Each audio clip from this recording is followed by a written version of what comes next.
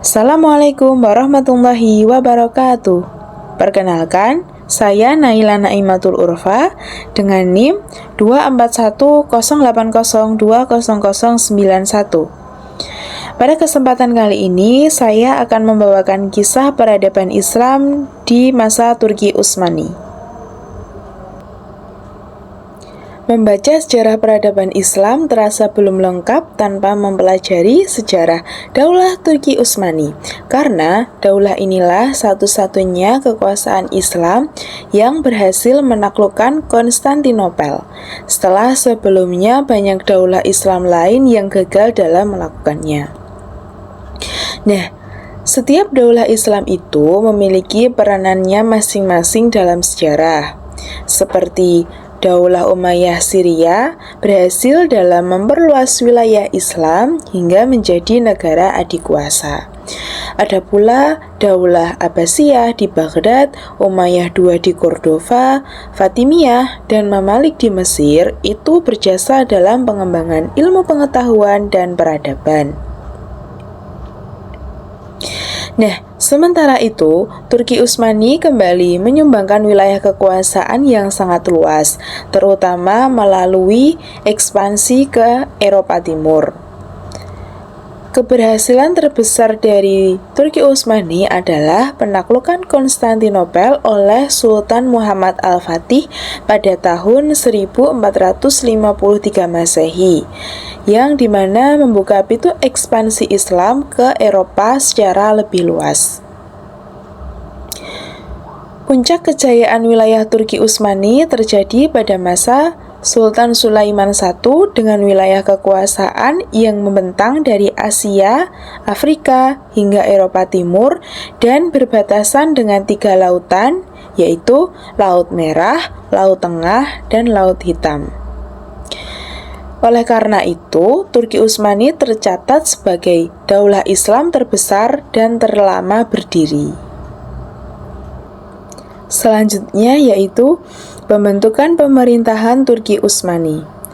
Daulah Turki Utsmani itu berasal dari bangsa Turki, suku Oghuz, yang masuk Islam sekitar abad ke-9 atau ke-10. Akibat tekanan serangan Mongol pada abad ke-13, mereka berpindah ke Asia Kecil dan mengabdi kepada Sultan Alauddin II dari Turki Saljuk. Di bawah pimpinan Artogol, mereka membantu perang melawan Bizantium. Atas jasanya, Sultan Alauddin menghadiahkan sebidang tanah di perbatasan Bizantium. Nah, dari sinilah wilayah Turki Utsmani mulai dibangun dengan Sukut sebagai ibu kota awal. Nah, setelah Artogol wafat pada tahun 1289 Masehi, kepemimpinan itu dilanjutkan oleh putranya yaitu Utsman ibnu Artogol yang memerintah pada tahun 1290 hingga 1326 Masehi. Selanjutnya pada tahun 699 Hijriah, setelah Sultan Alauddin terbunuh oleh serangan Mongol, Utsman menyatakan kemerdekaan. Nah, dan sejak saat itulah Daulah Turki Utsmani itu resmi berdiri dengan sultan pertamanya yaitu Utsman I. Kemudian Utsman I memperluas wilayah dengan menaklukkan daerah perbatasan Bizantium dan menjadikan Broisa sebagai ibu kota pada tahun 1326 Masehi. Selanjutnya terjadi perluasan wilayah pada awal. Nah, setelah Utsman I wafat, kekuasaan itu dilanjutkan oleh Orhan. Nah, pada masa ini, Turki Utsmani mulai menaklukkan wilayah Eropa seperti Gallipoli yang menjadi pintu masuk ke benua Eropa. Kemudian dilanjutkan oleh Sultan Murad I yang memperluas wilayah ke Balkan, menaklukkan Adrianopel dan menjadikannya ibu kota baru.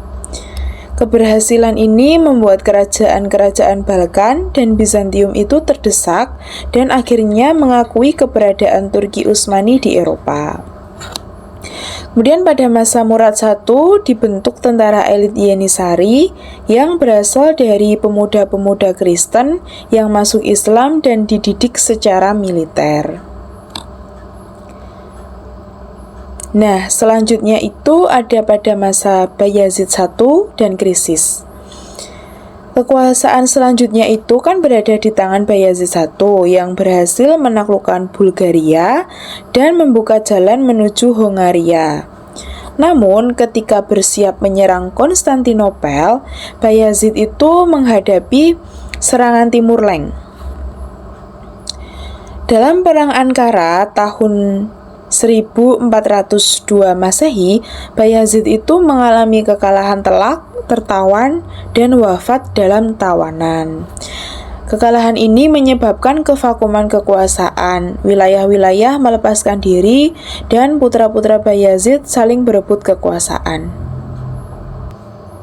Selanjutnya, masa pemulihan kekuasaan. Kondisi ini baru dapat diatasi oleh Sultan Muhammad I yang berhasil menyatukan kembali wilayah Turki Utsmani. Upaya ini dilanjutkan oleh Sultan Murad II, sehingga tercipta kondisi yang stabil dan kondusif yang kemudian diwariskan kepada putranya yaitu Sultan Muhammad II. Selanjutnya ada masa kejayaan pemerintahan. Nah, puncak kejayaan Turki Utsmani itu terjadi pada masa 3 sultan besar, yaitu Sultan Muhammad II, Sultan Salim I, dan Sultan Sulaiman I Al-Qanun. Selanjutnya, pada masa Sultan Muhammad II, itu menaklukkan Konstantinopel menjadi tujuan utama karena kota ini menentukan hidup dan mati daulah Turki Utsmani. Sultan Muhammad II mempersiapkan penaklukan dengan matang, termasuk dengan membangun benteng Runli Hisar untuk memutus bantuan logistik Bizantium. Kemudian, setelah pengepungan yang terencana dan strategis, pada tanggal 29 Mei 1453 Masehi, Konstantinopel itu berhasil ditaklukkan. Kaisar Bizantium terbunuh, dan kota itu kemudian dijadikan sebagai ibu kota baru Turki Utsmani yang kelak dikenal sebagai Istanbul. Setelah penaklukan, Sultan Muhammad II juga membangun masjid, sekolah, rumah sakit, serta menjadikan gereja Hagia Sophia sebagai masjid. Selanjutnya pada masa Sultan Salim I. Nah, pada masa Sultan Salim I, perhatian ekspansi itu dialihkan ke dunia timur. Ia menaklukkan Persia, Syria, dan Daulah Mamalik di Mesir. Kemudian setelah Kairo jatuh pada tahun 1517 Masehi, Sultan Salim I menyatakan dirinya sebagai khalifah, menandai peralihan Turki Utsmani dari kesultanan menjadi kekhalifahan. Selanjutnya pada masa Sultan Sulaiman I Al-Qanun. Nah, di masa Sultan Sulaiman I, Turki Utsmani itu mencapai puncak wilayah kekuasaannya. Wilayahnya itu meliputi Asia, Afrika, dan Eropa secara bersamaan. Selain ekspansi wilayah, Turki Utsmani juga mengalami kemajuan besar di bidang militer dengan organisasi tentara yang rapi, kuat, dan disiplin, terutama pasukan Yenisari dan Angkatan Laut. Selanjutnya pada masa kemunduran. Masa kemunduran Turki Utsmani itu dimulai setelah wafatnya Sultan Sulaiman pada tahun 1566 Masehi. Krisis suksesi, lemahnya para sultan, kehidupan istana yang mewah, serta administrasi negara yang buruk menyebabkan kekacauan dalam negeri. Wilayah-wilayah satu persatu melepaskan diri, pemberontakan terjadi di berbagai daerah, dan kekuatan Eropa serta Rusia semakin meningkat.